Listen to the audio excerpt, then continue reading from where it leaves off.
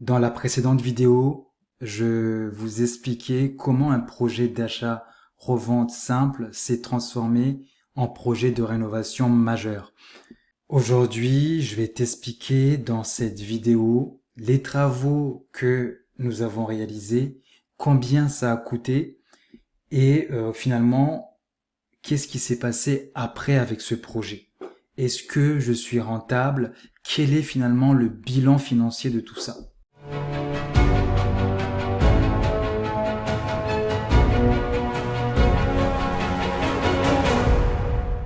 Donc pour rappel, pour ceux qui n'ont pas vu la vidéo précédente, je vous invite d'ailleurs d'aller la voir avant de regarder celle-ci, je mettrai les liens sous la vidéo. C'est que donc j'avais fait un achat d'un appartement entre guillemets de luxe euh, dans un quartier prisé à Montréal, au Canada. Donc c'est un appartement que j'avais acheté quasiment 100 000 euros en dessous de prix du marché, donc j'avais acheté à 400 000 euros d'après l'estimation d'un expert. Et puis ensuite, on avait tenté de le vendre immédiatement, donc faire directement un achat-revente sous 2 mois sans apporter aucune plus-value. Et donc malheureusement, après plusieurs tentatives de vente, donc avec 4 baisses de prix successives pendant à peu près 4 mois, donc la décision a été prise de finalement de le rénover parce que c'est une chose que nous avons appris sur ce marché, c'est que les vendeurs veulent le meilleur, veulent avoir un appartement avec un certain niveau de standing et ne veulent pas gérer les travaux. Donc on a décidé de quasiment refaire l'appartement au complet. Donc nous nous sommes lancés dans des travaux pour rénover la cuisine, les 2 salles de bain, les sols, peinturer et aussi changer quelques aménagements. Et donc au final, même si, puis là j'y reviendrai un peu plus tard sur le déroulement des travaux, ça s'est pas très bien passé. Au final, le résultat est quand même correct, je dirais pas exceptionnel. Donc là, j'ai fait un avant-après vraiment très rapide. Malheureusement, je ne suis pas un youtubeur professionnel et j'ai malheureusement pas le temps de faire les choses bien. Mais en tout cas, ce qu'on peut voir, c'est que au niveau de la cuisine, donc on est passé d'une cuisine, on va dire à l'ancienne, à une cuisine un peu plus moderne, un peu plus épurée, avec également des petits éléments de configuration qu'on a changé, notamment au niveau en fait du plan de travail. On l'a un peu rallongé pour permettre aux gens de mettre des tabourets. On a également, là ça se voit pas sur les photos, installé d'autres des petits mécanismes qui font la différence dans une cuisine moderne. Là où en fait ça a été l'endroit le plus compliqué, c'est par rapport aux 2 salles de bain. Donc là on a tout simplement on a tout refait, c'est-à-dire qu'on a arraché tout ce qu'on voit là dans la photo. On voit que la salle de bain est vraiment moche, hein. Elle est très très moche. Donc on a tout enlevé, tout scrappé. Puis ensuite on est passé, on a basculé aussi sur des finitions un peu plus contemporaines avec double vasque, etc. Et aussi surtout le fait d'avoir à la fois une belle douche à l'italienne et aussi un bain autoportant. Donc ça c'est vraiment la base pour un appartement de luxe. Puis l'autre salle de bain, j'ai pas mis les photos, mais dans l'autre salle de bain, on a fait à peu près la même chose, sauf qu'il n'y avait pas de baignoire, donc on a fait une belle douche à l'italienne également. Puis en fait au niveau, donc comme on peut le voir, c'est un appartement qui est quand même assez lumineux, entouré de verdure. Et ce qu'on a fait ici en fait, c'est qu'on est parti sur une peinture. Puis là en termes de peinture, j'ai pas suivi directement les travaux, mais la personne qui m'aidait là-dedans m'aidait également à choisir les aspects au niveau des peintures, etc. Donc c'est une peinture qui a été choisie, qui est très j'ai même pas les mots, je sais même pas comment expliquer ça, mais il y a différents types de peintures qui font que ça rend un rendu un peu plus noble, un peu plus sophistiqué. Et puis en fait, puis au niveau en fait du parquet, on a tout simplement sablé complètement le parquet. Puis en fait, on a mis du vernis pour donner cet aspect un peu propre de l'appartement. Donc au final, les travaux m'ont coûté aux alentours de 55 000 euros. Et encore ça, c'est vraiment un excellent budget dans un immeuble avec beaucoup de contraintes, comme je vais y revenir plus tard. C'est vraiment quelque chose d'assez fort. Puis aussi, on n'a pas été radin là sur les matériaux à choisir. On a vraiment été sur le top à chaque fois qu'on pouvait choisir. Euh, Puis ça, c'est vraiment quelque chose qui est contre-intuitif pour moi parce que moi, quand je faisais mes rénovations dans mes appartements en France, vraiment, j'essayais je dirais pas prendre du cheap, mais j'allais jamais sur le haut de gamme.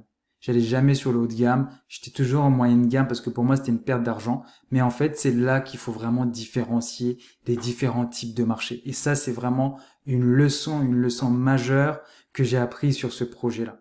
Donc, pourquoi les travaux se sont mal déroulés? C'est qu'au final, en fait, on avait prévu des travaux qui allaient tenir sur un mois.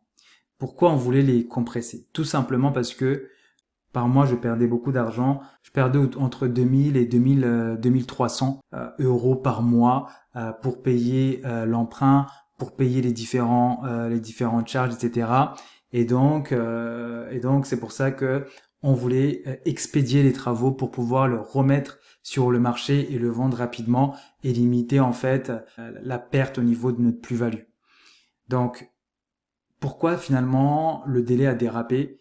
Là, j'ai mis 3 mois, mais probablement c'est même 4 mois, parce que tout simplement, on a fait les travaux dans un immeuble, on va dire, avec un règlement de copropriété très très compliqué.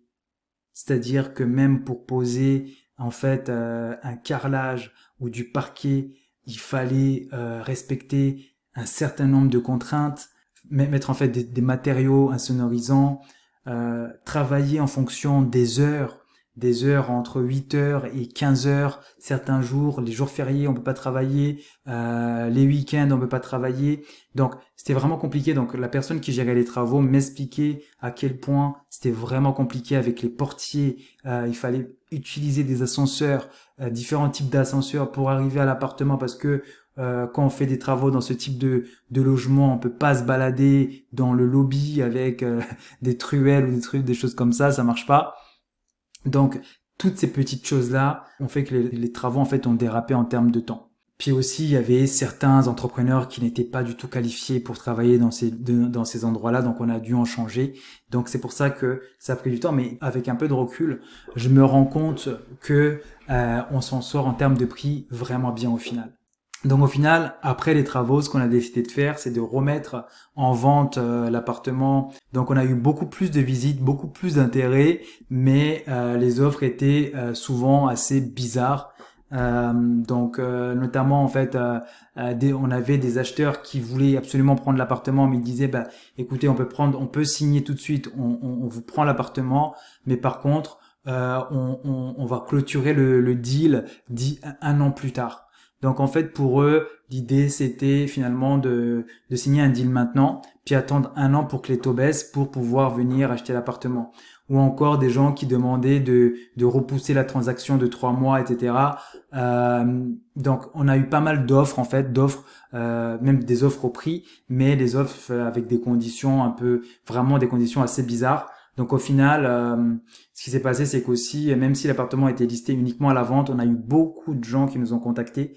Donc ça, c'est un phénomène aussi que j'ai appris, c'est que étant donné que les gens qui ont les capacités pour acheter ce type d'appartement, pour les louer, en fait, finalement, c'est des gens qui partent en retraite, des gens qui ont beaucoup de moyens, qui avaient une grosse maison, qui ont mis en vente leur maison parce que bah, tu sais, entretenir une maison, c'est beaucoup d'argent, c'est du temps. Et donc, ils veulent être repassés en appartement, mais ils veulent être dans un appartement où ils sont très confortables avec un certain niveau de service. Mais ils veulent pas acheter. Donc, vous savez qu'on a eu beaucoup, beaucoup, beaucoup de dossiers, des gens très intéressés par l'appartement à la location. Et donc, au final, j'en ai eu marre. Je me suis dit, bah, écoute, probablement qu'on aurait pu le vendre si je l'avais laissé encore peut-être un 3 mois ou 4 mois sur le marché, probablement que j'aurais pu le vendre. Donc j'ai décidé de le mettre en location à un prix qui est quand même que je trouve quand même assez correct pour un 2 chambres à Montréal autour de 2300 euros. Donc c'est quand même un loyer qui est intéressant. Donc ça m'amène en fait au bilan financier de ce projet.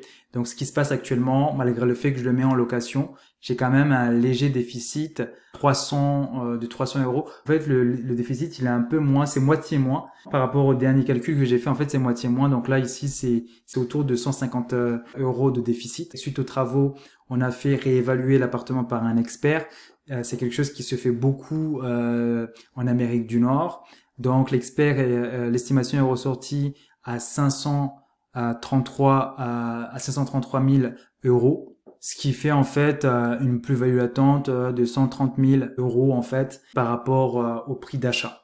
Donc maintenant, voilà. Donc maintenant j'ai 2 options qui s'offrent à moi. Donc en Amérique du Nord. Je sais pas si les gens le savent, mais il y a ce qu'on appelle le refinancement. Le refinancement, c'est que on est capable en fait de ressortir de l'argent lorsque on a évalué un bien. Donc moi actuellement, avec le système de refinancement, je suis capable d'aller ressortir tout l'argent que j'ai injecté dans cet appartement-là. Et puis l'autre option, c'est de revendre l'appartement. Là actuellement, ça se passe très bien avec les locataires, pas de problème. Donc la stratégie de revendre l'appartement, peut-être que je le revendrai plus tard, mais là l'idée c'est que ça va être un investissement que je vais peut-être garder sur du long terme. Ça va faire partie de mon portefeuille, on va dire. J'aurai au moins dans mon portefeuille un produit de luxe. Puis aussi c'est aussi une façon de diversifier mes investissements parce qu'actuellement j'ai pas mal d'immobilier en France et le fait d'avoir de l'immobilier à l'étranger, ça me permet en fait d'avoir un portefeuille finalement qui est un peu plus équilibré. Donc j'arrive à la fin de cette série de vidéos sur mon projet d'achat-revente plus ou moins réussi. Ça a été un projet qui m'a beaucoup appris, à la fois sur la stratégie d'achat-revente. Je me suis rendu compte finalement que c'est peut-être pas fait pour moi, dans le sens où le niveau de stress que ça implique et le niveau d'attention que ça demande, ça correspond pas à mon profil. Puis aussi, l'autre élément, c'est que ça renforçait ma certitude sur le fait que actuellement, l'une des meilleures stratégies pour s'enrichir dans l'immobilier, ça reste les ventes aux enchères immobilières judiciaires en France. Parce que tout simplement, on peut acheter de l'immobilier en dessous des prix du marché et en plus profiter de l'effet de levier de la banque, avec l'argent de la banque, pour accélérer l'acquisition des biens en dessous des prix du marché. Donc, ce qui est sûr, c'est que de mon côté, je vais revenir dans les ventes aux enchères. J'ai maintenant plus de temps à m'y consacrer. J'ai alloué un budget pour revenir sur les ventes aux enchères. Donc, si ce sujet-là t'intéresse ou même si tu tombes sur cette vidéo-là par hasard, sache que je fais des vidéos régulièrement sur ce sujet et je partage des informations assez intéressantes qui te permettent de t'en sortir sur ce marché. Donc, n'hésite pas de t'abonner, liker et commenter. Commente aussi, dis-moi toi si tu es déjà tombé sur ce type de projet compliqué ou tu savais pas comment t'en sortir. Puis explique-moi comment toi tu fais pour performer lorsque tu fais des achats-reventes.